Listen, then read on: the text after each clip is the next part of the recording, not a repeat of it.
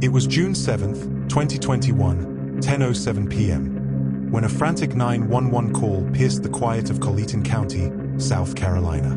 "My wife and son have been shot," cried Alex Murdaugh, his voice trembling. At the Murdaugh family's remote 1,700-acre estate known as Murdaughs, deputies arrived to find a chilling scene. 22-year-old Paul Murdaugh slumped near the dog kennels, his chest obliterated by shotgun blasts. Nearby, 52-year-old Maggie Murdaugh lay lifeless, shot multiple times with a semi-automatic rifle. Two brutal killings, no suspects, and a powerful family cloaked in wealth and influence. But this wasn't just a double homicide. It was the unraveling of a southern dynasty, and it would expose a century-old web of corruption, fraud, and death. The Murdaugh name held sway across South Carolina's Lowcountry. For 3 generations, they served as solicitors, essentially prosecutors, in the 14th Judicial Circuit, wielding unmatched power over legal affairs. Alex Murdaugh, a personal injury lawyer, inherited that legacy. But beneath the polished image was a mounting darkness. Paul Murdaugh, the youngest son, was already entangled in controversy. On February 24, 2019, 2:26 a.m., a 17-foot boat slammed into a bridge piling near Paris Island. Mallory Beach, 19, was thrown into the icy water. Her body was found a week later. Paul, allegedly drunk and belligerent, had been steering. The Beach family filed a wrongful death lawsuit. The Murdaugh name was dragged into public scrutiny. With Paul awaiting trial for boating under the influence, threats reportedly loomed. The family claimed he received anonymous messages. But no one expected what came next. His execution-style murder, along with his mother's, on their own property. As investigators combed through the Murdaughs crime scene, they found shell casings from 2 different weapons, suggesting multiple shooters or a carefully staged scene. But no guns were recovered.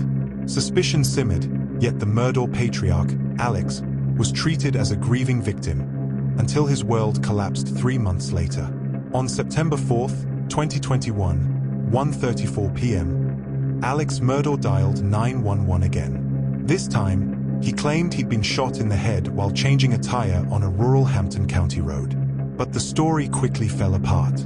He later admitted it was a staged hit, a failed suicide-for-hire plot intended to secure a $10 million insurance payout for his surviving son, Buster. As police dug deeper, the dominoes began to fall. Financial records revealed Alex had embezzled millions from his law firm, PMPED. He was accused of stealing from settlements meant for vulnerable clients, including the family of Gloria Satterfield, the Murdaughs' longtime housekeeper, who died mysteriously on their property in 2018. Her sons never received the $4.3 million payout Alex promised. Soon, the South Carolina Law Enforcement Division, SLED, reopened multiple investigations connected to Alex, Gloria's death. The 2015 suspicious roadside death of 19-year-old Stephen Smith, rumored to have ties to Buster. The boat crash. All roads pointed back to Murdaughs. By late 2021, Alex was indicted on dozens of financial crimes. But it wasn't until July 14, 2022, that the biggest shock came. Alex Murdaugh was formally charged with the murders of his wife and son.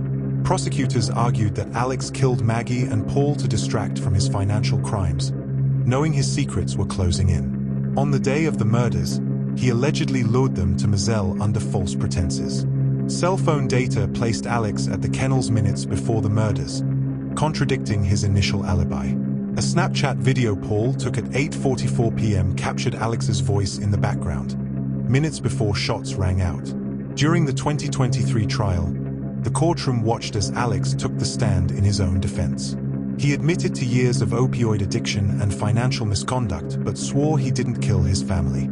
"I would never hurt Maggie and Paul," he said, eyes glistening. But the evidence told a colder story. On March 2nd, 2023, 6:42 p.m., the jury returned a verdict, guilty on all counts. The next day, Judge Clifton Newman sentenced Alex Murdaugh to 2 consecutive life terms without parole. "You have to see Paul and Maggie during the night when you're attempting to go to sleep. They will come and visit you," the judge said. The fall of the Murdaughs sent tremors through the South Carolina justice system. Lawsuits piled up. The Murdaugh law firm rebranded. Mizelle was put up for sale. Yet questions linger. Who else knew? Was Alex the only killer? And what happened to Gloria Satterfield and Stephen Smith? For the Beach family, the verdict brought bittersweet closure. In January 2023, they received a multi-million-dollar settlement tied to the boat crash. Mallory's mother, Renee, said, "It doesn't bring her back. But we kept fighting. We told her story." The Murdaugh murders are more than a tale of blood and betrayal. They are a Southern Gothic tragedy, where money, privilege, and power clashed with justice. A story where the killer was hiding in plain sight, wrapped in a name once considered untouchable. It started with a fatal boat crash.